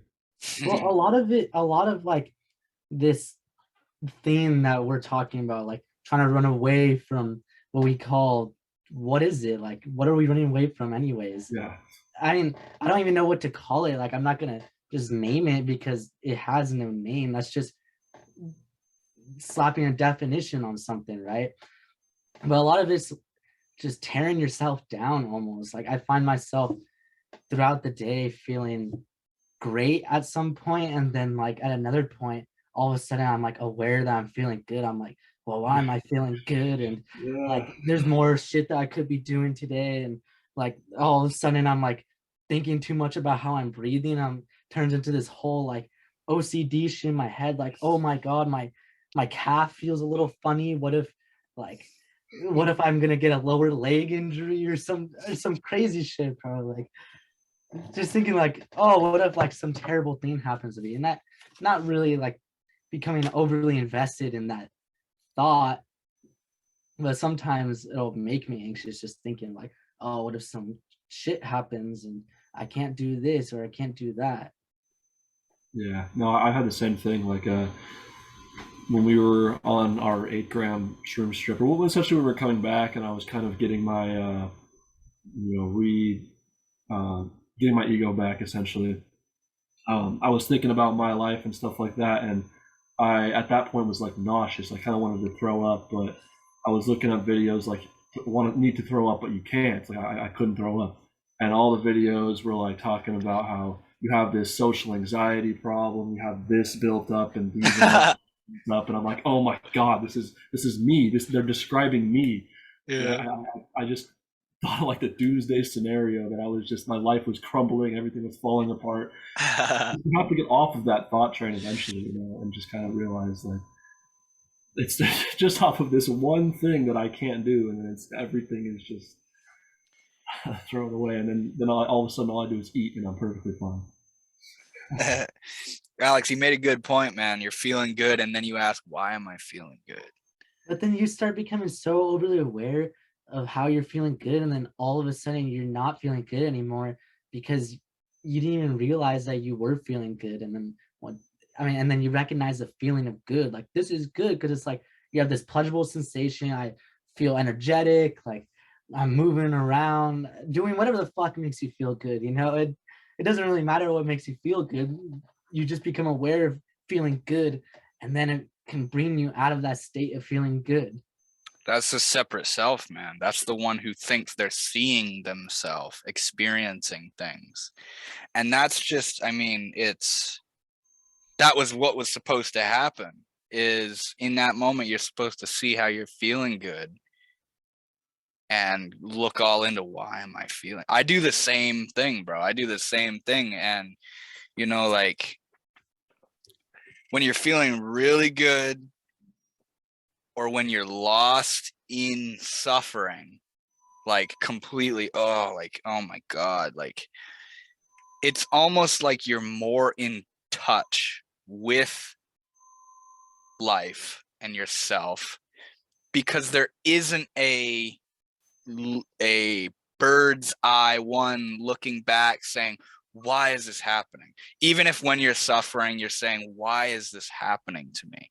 That's part of the suffering. That's part of the whole, I don't want to feel like this. And like when you're feeling good, it's almost like yourself falls away.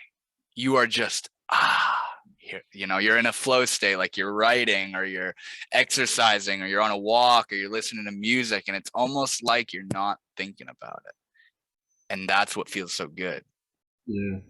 And then when you're suffering, it can be like the exact opposite, where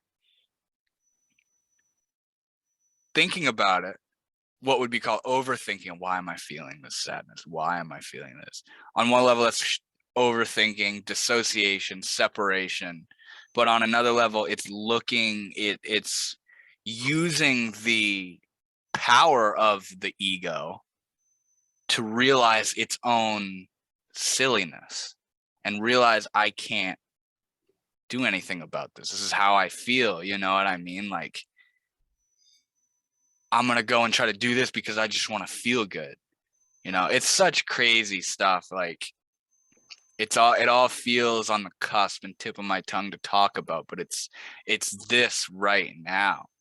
You know, when you're with yourself, that's a very wise statement you make, Alex, that like it tears you down. When you're feeling good, when you think about why you're feeling good, it tears you right out of it. You become dissociated from the one that's feeling good, and you feel separate looking out at feeling goodness. And they call that dissociation. Or when you're just making a video, talking, doing your thing, and then you suddenly think, why am I making this video? Or what should I say next? It's like this bump, this inner double thinking, I'm doing this, but what am I and why? And it tears you right out of it. And the same thing happens in suffering, where you think, who is it that's suffering? Why am I feeling this?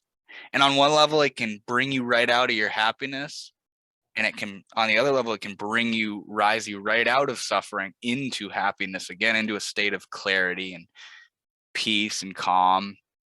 But like, the more you look into this shit, the more you realize like pleasure and suffering aren't what we're looking for. Because when we're happy, we're also thinking, why do I feel like this? And when is this going to go away? And I bet this isn't going to last. And you know what I mean? Or when we're suffering, we're thinking, we know damn well that's not what we want. But it's just like that chronic anxiety thing that I was talking about. Like, there's something fishy. There's something weird. And we don't want to think about it because it's weird. It's philosophy. It's scary. It's deep. So we run away from it and we do quote unquote normal shit. But like, I don't know, you got people that live their lives not looking in and just doing the thing because they're running from something. They're searching for something. I feel like it's a lot of it's just uncertainty, being so uncertain and knowing that you don't know the truth. So you have to like form all these things in your life in order to survive. And then you see yourself making all these forms and wonder, oh my God, like, what am I doing? Why do I have to make all these forms? You know what I mean? That's just how, like, that's how I am a lot of the time. I tear myself out of happiness all the fucking time. You know what I mean? I did that specifically on psychedelics a couple of times, where I'm just sitting there and I'm feeling good, feeling fine, and then all of a sudden it's just like, well, why am I feeling fine? And it leads to, well, why am I doing this with my life? Well, why is this person in my life? Well, why is this going on? And then it's just a downward spiral. And especially on psychedelics, that can be very difficult, because then it's like you're piling up. You're basically looking at yourself from this bird's eye view, but also you're looking at the entire world and all the basically existence as a whole from this like pessimistic, questioning perspective of almost, it can be nihilistic at times too, I feel like. When you see, sorry. When you guys get, I know you get it. I know you see like, what the fuck? Holy shit. Like, don't worry about it. Like, but I am worried about it. When you see all this shit, you start to, over time, you start to understand why Buddhist masters and Zen masters, they're just sitting there going, rising, falling, rising, falling. And when they're walking, left, right, they are just reduced to what is happening. And it's because you can't do anything else besides be this, be here. And to try and do something about it, try and get something out of it. Try and figure it out is what causes this chronic anxiety. So that's why they have these mantras that are so mechanical and so simple, but you see how hard it is to just be with the breath, or to just see, and that's it, or to just listen, or to just sit, or to just walk. They aren't these masters. We call them masters because they're not busy trying to do something about the fact that they exist. They just exist. And out of that arises all these beautiful methods and procedures on how to stop tearing yourself down, how to stop worrying about it. And usually they direct you in the way of just be here now. Just breathe. Just look at the world. Just listen. You hear that? You know what I mean? Like it's because they understand how complex the thinking mind is. And there's not a way out of it. Yeah. Like, because a lot of times you can gaslight yourself in like the emotions you're feeling. Like, why am I feeling like this? You can't accept the emotion, look at it objectively and analyze it to like, where's this emotion coming from and why am I experiencing it, and trying to sit with it and feel it. Because sometimes like we all experience like primal emotions still. Like, yes, we're complex within our nature and our consciousness as humans, but we're also experiencing like primitive emotions and shit because we're so like close to our ancestors. It seems so far away, but it's so close together, and we still have those parts of the brain connected through evolution. Yeah. And thought too is such an interesting. It's like your mind is a village, an entire village, and throughout these thoughts are all villagers roaming through that are like trying to get in, trying to talk to you, or trying to have a say or whatever. And sometimes it's like you can't even get out of your own head. You're so deep into this thought train or whatever. And it can be scary, but I agree. Like just trying to do something that really puts you here and now, it makes you realize this is all that exists. Like these thoughts and stuff, they're not real. That there are other realities that you can create. And granted, you can't think about something that's actually going on in life, but at the end of the day, it's like all you can do anything with is right here, right now. You can go right now and I don't know, go buy groceries or whatever. You can do something that you've been procrastinating right now. You're not going to be able to do it down in the future. It's because that future reality is literally going to still be right here, right now. It's like 5 minutes ago, it was right now. That's a far out realization when it finally sets in, that when people say time doesn't exist or there is no future and there is no past, it's not like they're saying what's to come isn't coming and what happened didn't happen. They're not saying that. They're saying that it all took place right now. Mm-hmm. Yeah, I can tell you looked into that one, Will, because I heard you talking about it in a video. Yeah. And yeah, it's just it. Like tomorrow never comes because tomorrow is today. Exactly. Tomorrow is an idea right now. And that's when you get on the train of thinking, tomorrow I'll be happy. Tomorrow I'll do it. Tomorrow I'll go and do that thing. Tomorrow I will work with it. Tomorrow never comes. Tomorrow literally never comes. And maybe you have the power that tomorrow, once it's right now, you remember, oh yeah, yesterday I said I would do it right now. And so you do it. But it's like we think in time I'll be better. Yeah. In time I'll get over it. I'll have my life figured out when I'm 30. Oh yeah, when you're 30, you're gonna go, oh fuck. Yeah. Oh But no. earlier I was on like this thought train, like, oh, today is my second day off work. I had to go back to work again. Luckily, I only worked 3 days out of the week, but oh my God, working 5 days in a row and then only getting 2 days off, that's not enough. And then just going deeper and deeper, like, oh, like this is gonna suck when I actually have to do it. And like, 2 days, bro. Like, I need more vacation time. Like, You're looking at the rest of your life and Yeah. all those days of work, and it's like, I was actually just listening to Alan Watts talk about this. You know, like, say you're a dishwasher. You're not, like, you walk into work and you see all of the future of dishes that you'll have to wash. And you think about all the fucking dishes you've washed in the past. But in reality, right now, which is reality, it's one dish at a time. It's one dish. That's all you have to do for the rest of eternity. Is one dish. That's it. One dish at a time. You know what I mean? And that's the same thing with work. That's the same thing with just being happy. It's just right now. Just right now. Don't worry about what's to come. You know, like, if you're here right now, when the future comes, you'll be there for it. But if you're living in the future, once it comes, you're past it. You're not there. You're not present. You're not with it. And what it entails of being in the moment is such a fucking broad spectrum to talk about, you know, because we all live eternally. You know, in a way, the thinking mind is in the past. It seems like right now. I'm thinking about this right now.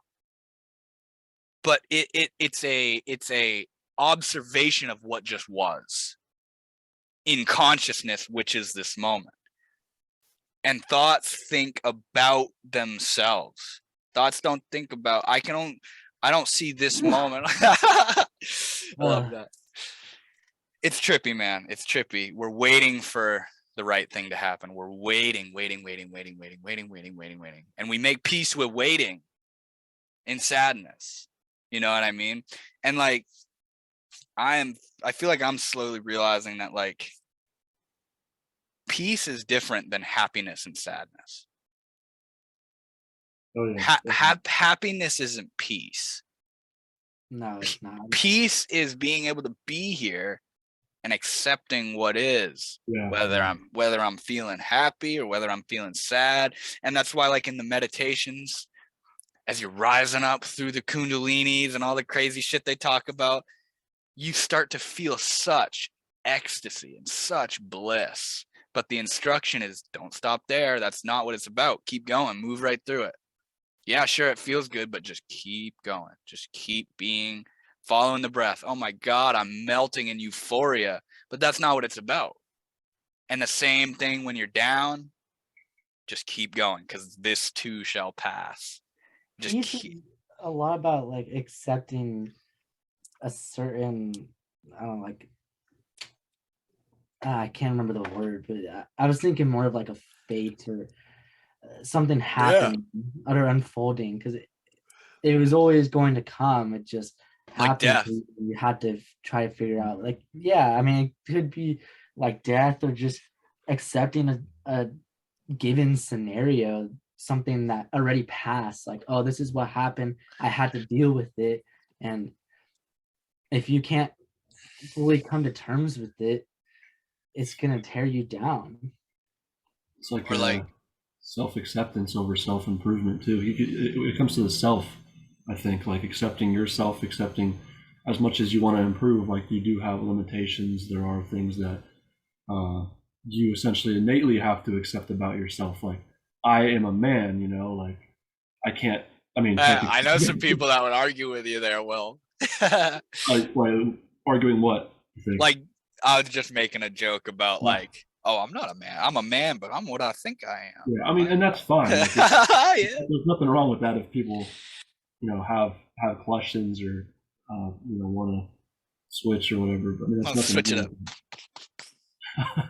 But yeah, it is. It's completely all right. It's completely all right. It just shows you the liquidity of the ego.